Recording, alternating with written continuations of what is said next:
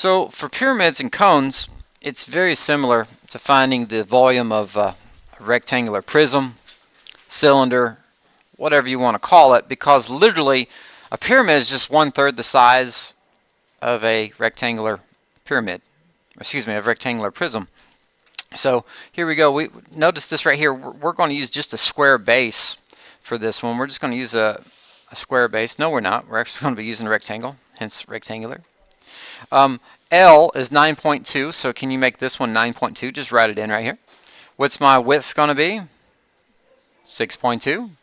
Now the height, do you see that it is from the inside of the pyramid down to the very center of that base rectangle? Do you see that? Hey, does everybody see that? I don't see everybody seeing that. I think some people are going to be fooled and they're going to give you a slant height. This is not your height. That's leaning up. Shouldn't the height be at 90 degrees? So let's just put a right angle right here, and we'll just run this out to a corner just like that. Okay? So your height is coming from the inside straight down at 90 degrees inside of it. And that is your height. And what is our height going to be? So once we know that it's 8.3, we're going to use this formula. B is the area of the base. Well, guys, let's color in the base.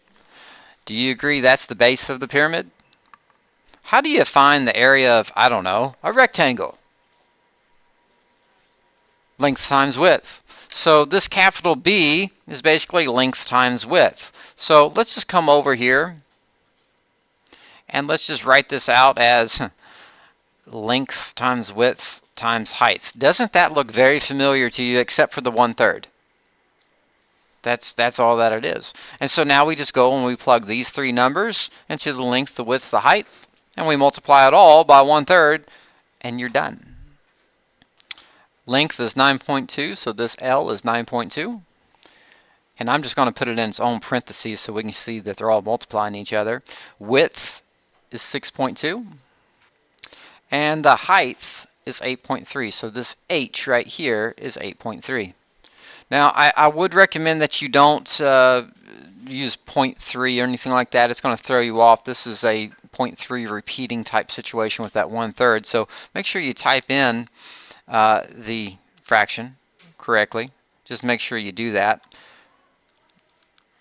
And then it's just a matter of don't screw it up when you're typing in everything.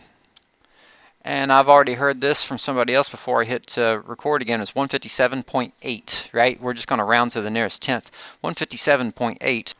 And what can we call the units if we don't know what it is? I mean, they never told us. Is it feet, inches, meters, or what? So how about we just use a generic units to the 3rd power?